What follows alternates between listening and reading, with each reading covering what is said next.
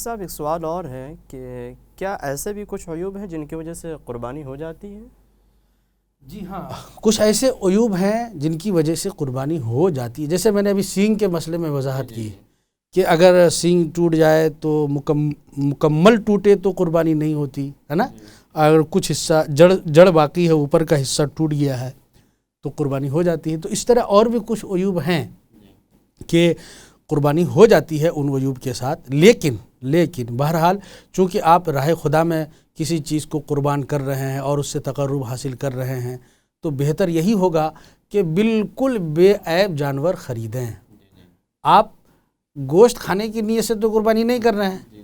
ناظرین سے درخواست کروں گا کہ اگر آپ کی نیت گوشت کھانے کی ہے تو فوراً بدلیے، اس لیے کہ گوشت کھانے کی اگر نیت ہوئی تو پھر قربانی نہیں ہوگی. آپ قربانی اس لیے کر رہے ہیں کہ چونکہ اس کے ذریعے سے آپ اللہ کا تقرب اور قرب حاصل کرنا چاہتے ہیں.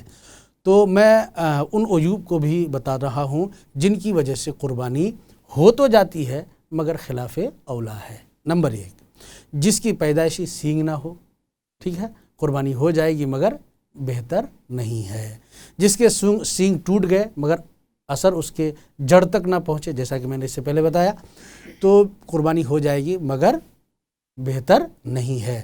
ایسے ہی جانور اتنا بوڑھا ہو گیا کہ وہ مذکر جانور جو جفتی کرنے پر قادر نہ ہو تو اس کی قربانی تو ہو جائے گی مگر بہتر نہیں. ایسے ہی اس کا اپوزٹ چلے جائیے آپ، یعنی مادہ جانور ہے، مؤنث جانور ہے اور وہ اتنی عمر کو پہنچ چکی ہے کہ اب وہ بچہ جننے پر قادر نہیں ہے تو اس کی بھی قربانی ہو تو جائے گی مگر بہتر نہیں ہے.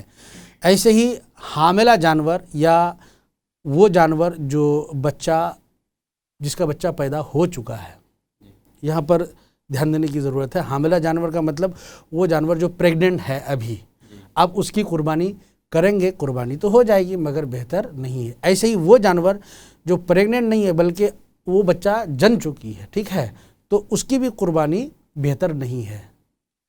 آپ اس سے باز رہیں، کریں گے تو قربانی ہو جائے گی. ایسے ہی وہ جانور جس کے تھن میں بغیر کسی بیماری کے دودھ نہ اترتا ہو، بیماری کی وجہ سے دودھ نہ اترتا ہو تو پھر مسئلہ الگ ہے. بغیر بیماری کے اگر دودھ نہ اترتا ہو تو قربانی ہو جائے گی مگر خلاف اولا. ایسے ہی کھانسی والا جانور وہ بھی خلاف اولا ہے. بھیڑ یا بکری جس کی دم پیدائشی طور پر بہت چھوٹی ہو تو بھی قربانی ہے لیکن خلاف اولا. کانا جانور جس کا کانا پن ظاہر نہ ہو، قربانی ہو جائے گی مگر اولا. یہیں پر اگر ظاہر ہو جائے تب تو پھر قربانی نہیں ہوگی کانا پن ظاہر ہونے سے. ایسے ہی لنگڑا جانور جو چلنے پر قادر ہے، چل رہا ہے مگر خوب لنگڑا رہا ہے تو پھر ایسی صورت میں اس جانور کو قربانی کریں گے، قربانی تو ہو جائے گی مگر خلاف اولا ہے. یہاں ایک بات میں عرض کرنا چاہتا ہوں، یہ عیوب جو بیان کیے گئے آخر اس کی ضرورت کیوں پیش آئی؟ کیا وجہ ہے کہ ان سے قربانی نہیں ہوتی ہے اور یہ کہ ہو جاتی ہے مگر خلاف اولا؟ تو اس کی وجہ یہ ہے چونکہ حدیث پاک میں آیا ہے. قربانی کے جانور کے تعلق سے نبی کریم صلی اللہ علیہ وسلم نے ارشاد فرمایا کہ اپنے قربانی کے جانور کو موٹا اور تازہ جانور خریدو.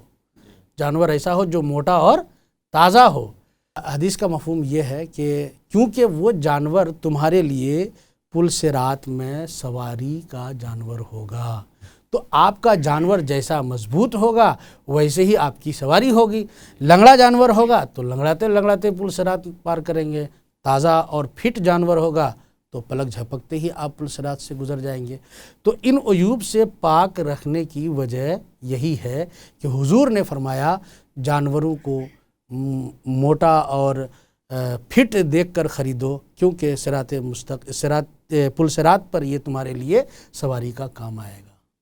جی ماشاءاللہ.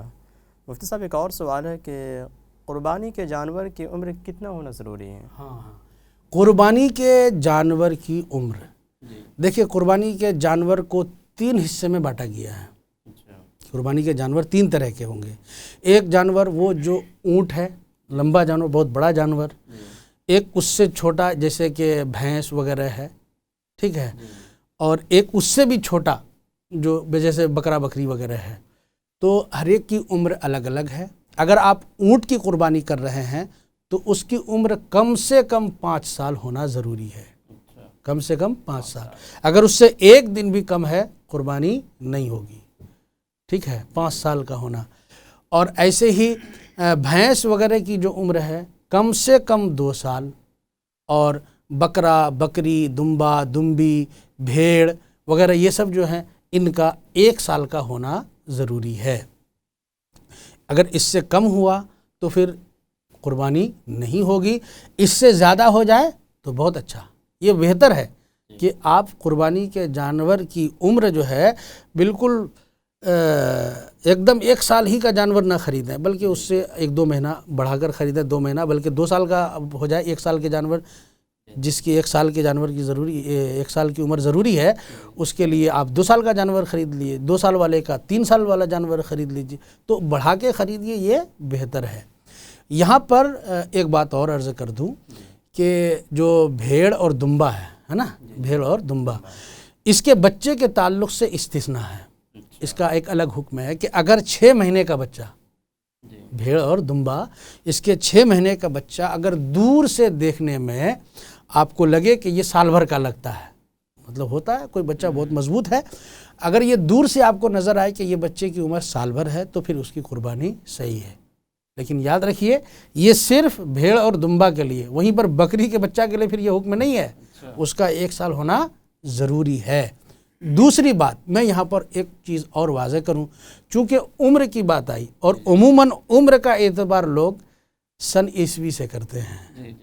دیکھیے عمر کا اعتبار قربانی کے لیے یا بلوغ کے لیے، جیسے کہ بچہ بالغ ہوگا یا نہیں، کب کس عمر میں بالغ ہوگا، تو ان سب میں عمر کا جو اعتبار ہے وہ عیسوی اعتبار سے نہیں، شمسی تاریخ کے اعتبار سے نہیں، بلکہ چاند یعنی قمری تاریخ کے اعتبار سے ہے۔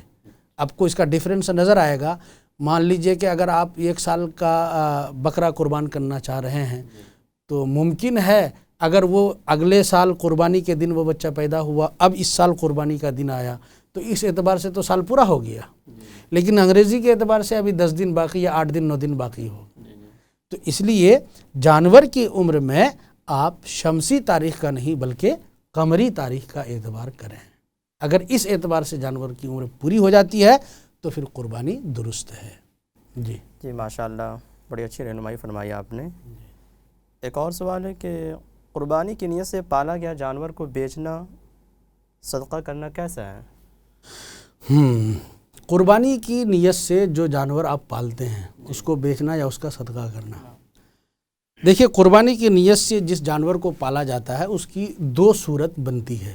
نمبر 1، آپ نے اس جانور کو خریدا پھر قربانی کی نیت سے پالا، ایک صورت، اور دوسری صورت یہ ہے کہ وہ آپ کے گھر کا جانور ہے، آپ کے گھر میں پیدا ہوا، مطلب جو ہے نا بکری تھی اس نے بچہ دے دیا تو وہ آپ کے گھر کا جانور ہے، اس کو آپ قربانی کی نیت سے پال رہے ہیں، ٹھیک ہے؟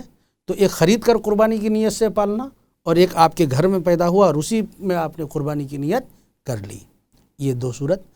اب جو پالنے والا ہے پھر اس کو بھی دیکھنا پڑے گا کہ وہ کون ہے پالنے والا۔ پالنے والا امیر ہے یا غریب ہے؟ امیر سے مراد یعنی وہ جس پر قربانی واجب ہے، اور غریب سے مراد وہ جس پر قربانی واجب نہیں ہے۔ تو اب اس طرح سے کل 4 صورتیں بن سکتی ہیں اس کی۔ جانور خریدا گیا اور پالنے والا امیر ہے، خریدا قربانی کی نیت سے نہیں، یاد رکھیے گا، خریدا ایسے ہی بعد میں قربانی کی نیت کر رہا ہے، ٹھیک ہے؟ اگر وہ امیر ہے تو اس کے لیے اس جانور کو بیچنے اور صدقہ کرنے کی گنجائش ہے، مگر بغیر عذر شرعی کے وہ اس جانور کو نہ بیچے، یہ غلط ہے، ٹھیک ہے؟ اگر یہی فقیر ہو یعنی غریب ہو، جانور کو خرید کر کے قربانی کی نیت سے پالا ہے، وہ اگر امیر نہ ہو بلکہ فقیر ہو، غریب ہو، جس پر قربانی واجب نہیں ہے، تو اس کے لیے یہ حکم ہے کہ وہ اس جانور کو نہیں بیچ سکتا۔ فرق یہ یہاں پر یہ ہے کہ چونکہ جس پر قربانی واجب ہو جاتی ہے نا، تو اس نے جو جانور خریدا ہے تو وہ جانور متعین نہیں ہوتا، لیکن جو غریب ہے اس کے لیے وہ جانور متعین ہو گیا نیت کر لینے سے، اس لیے اب وہ نہیں بدل سکتا ہے۔ 2 صورت ہو گئی۔ اب وہ ایک وہ صورت کہ قربانی جو کا جانور جو ہے نا اپنے گھر کا ہے، قربانی کے جانور اپنے گھر کا ہے اور آپ نے اس میں قربانی کی نیت کر لی ہے، تو اس جانور کے تعلق سے حکم یہ ہے کہ اس جانور کو بیچ سکتے ہیں، صدقہ کر سکتے ہیں، ٹھیک ہے۔ یہ اس حکم میں امیر اور غریب دونوں برابر ہیں۔ تو واضح یہ ہوا کہ قربانی کے جانور کو جس کو آپ نے قربانی کی نیت سے پالا ہے یا ہاں، تو اس میں ایک ہی صورت میں ہے جو تبدیلی کی گنجائش نہیں ہے، جبکہ پالنے والا غریب ہو اور خرید کر پالا ہو تو آپ بدل نہیں سکتے، اور اگر پالنے والا امیر ہو خرید کر پالا ہو تو یہ بھی بغیر عذر شرعی کے بدلنا اس کے لیے صحیح نہیں ہے۔ یہاں پر ایک چیز میں اور واضح کر دوں ناظرین کرام کو، وہ یہ ہے کہ اگر آپ نے جانور کو خریدا ہی تھا قربانی کی نیت سے، یہ تو وہ مسائل ہوئے جو قربانی کی نیت نہیں تھی، بعد میں آپ نے نیت کی، اگر آپ نے قربانی کی نیت سے ہی جانور کو خریدا ہے تب تو پھر اجازت نہیں ہے بدلنے کی۔ ہاں، اگر آپ نے قربانی کا جانور خریدا، قربانی کی نیت سے خریدا اور آپ نے اس کو بیچ دیا، یہ بیچنا غلط ہوگا، اور اگر بیچ ہی دیا تو اب کیا کریں گے؟